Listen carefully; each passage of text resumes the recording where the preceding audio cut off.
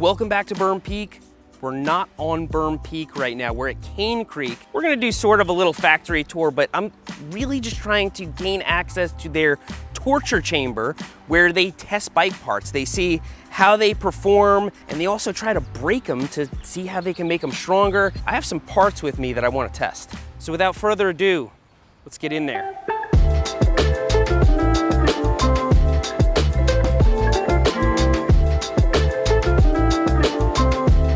So under this roof, Cane Creek engineers bike products. They design them, test them, but they also assemble them before they go out to end users. And so there are a lot of tools here that you can't just buy at, like, let's say Harbor Freight.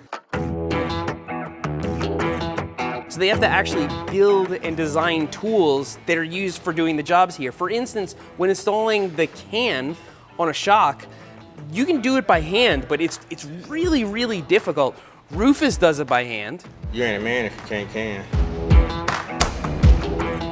He's a big dude, he's got no problem with it, but I damn near broke my fingers off. Ooh!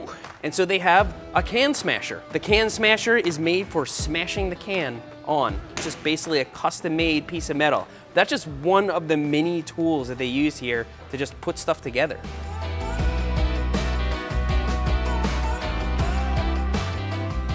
This over here is like a suspension fork service station. What's funny is my fork service station is a garbage can and a bike stand. Mine was too before I started working at Cane Creek. They put like a basin over here and then a couple of little jigs that they made to hold things in place. For instance, here's crown and a set of lowers, fits right in here. When I'm like trying to turn a bolt on a suspension fork, I kind of like put my arm through it to hold it straight, and they have actually designed something that looks like out of nylon to just keep it from turning. They also have this little jig here. So let's say you were to take a fork and put it down, it just stays in place with a sink right below it so all the fluids can just drain in. And this is where removing the seals is a breeze if you have a way to like securely clamp your lowers. So this is kind of inspirational. There are a lot of like hacks here. So as I was showing before, when they take the seals out of forks here, they actually just use a wrench like almost any other home mechanic would. But to press the seals back in, they do it in a very precise way.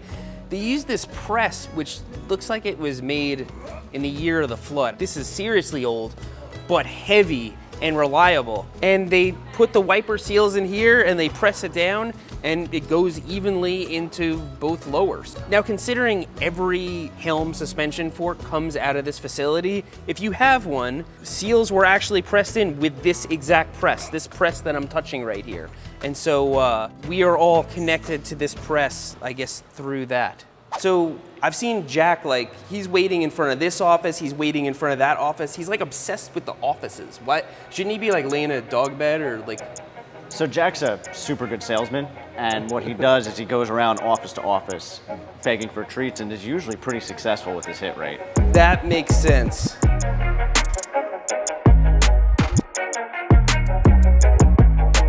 This is a no pups allowed area, but pups are the least of what is not allowed in this restricted area. This is where they test everything. So I brought a fork that I don't really care about, and so we're gonna kind of ease into it, go through some of the machines, and then we're gonna see if we can smash it.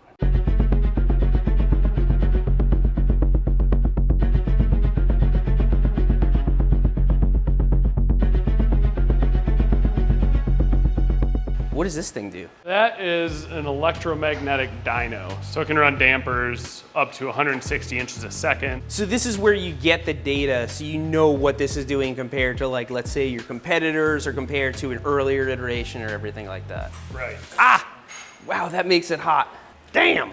So story time. This was a few years back, but Alexander and I bought 2 matching Walmart hardtails, and we took them on like a real trail, like multi-thousand foot descent. And long story short, the fork on mine kind of melted. On an entry-level bike, like $500 or $600 bike, it's like the equivalent of, let's say, a $90 fork. I have one of those here that I took off a flip bike, and I wanna run it through the machine at a similar rate that you would see on that trail and see if it holds up better.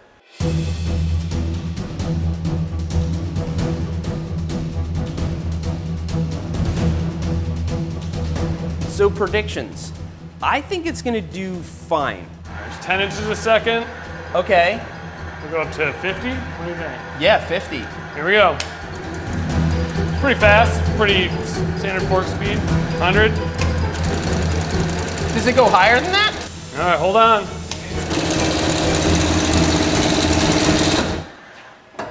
Smells smoky. One thing is for sure, that it doesn't look so good. So what does this machine do? These machines are for durability testing, braking stuff. 2 pneumatic rams, each of them can put out about 1,000 pounds at 4 cycles a second. So this is the controller. What we've been experimenting a lot with lately is actually simulating trails. Most recently, we ran a shock down Hemlock at Cayuga. So this is Hemlock Epoch.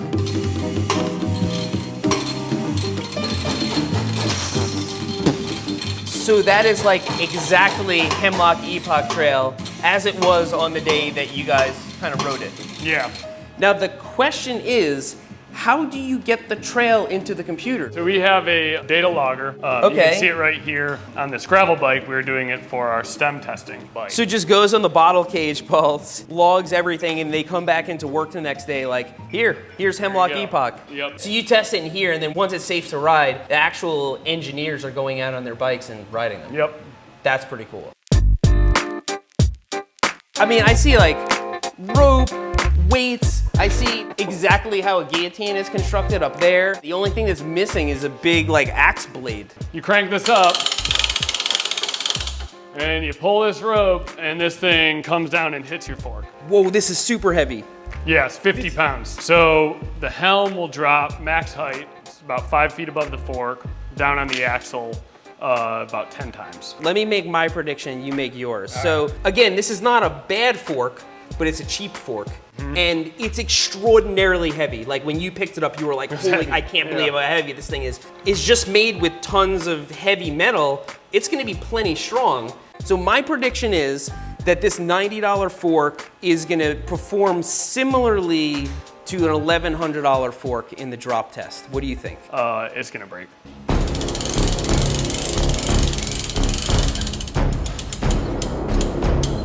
Let's call this a stage 1 test. It's from, what did you say, 3 feet? About 2 feet, yep. About 2 feet, okay.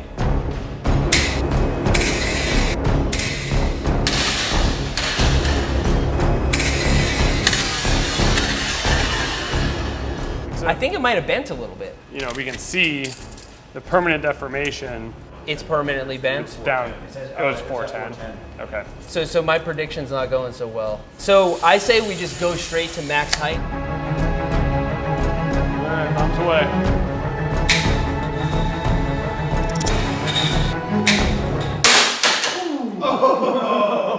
It survived. You wouldn't die. If you were on the bike and that happened, you wouldn't die, but your fork would be way, way bent. All right, yeah, let's run it again. Let's see how close to 10 we can get.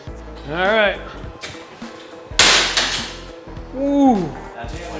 Ooh, that is not pretty. But that's the beauty of steel, is it doesn't just catastrophically fail, it bends a little bit. So you think on the next hit it might just snap off? Okay.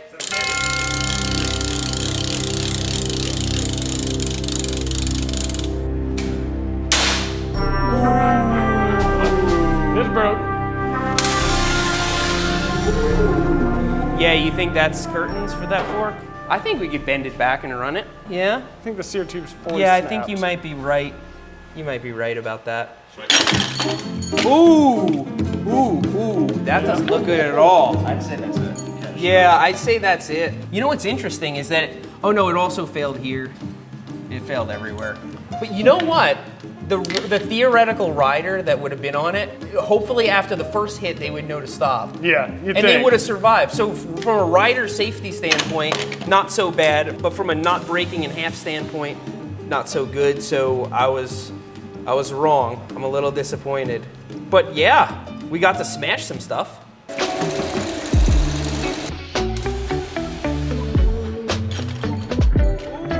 So I learned a lot today about testing and developing bike parts, and while that's probably not all there is to it, it's probably most of it. And so thanks everybody at Cane Creek for showing us around and taking some time out of your workday. I hope you guys learned something today, and if not, I hope you at least found it entertaining. Thanks for riding with me today, and I'll see you next time.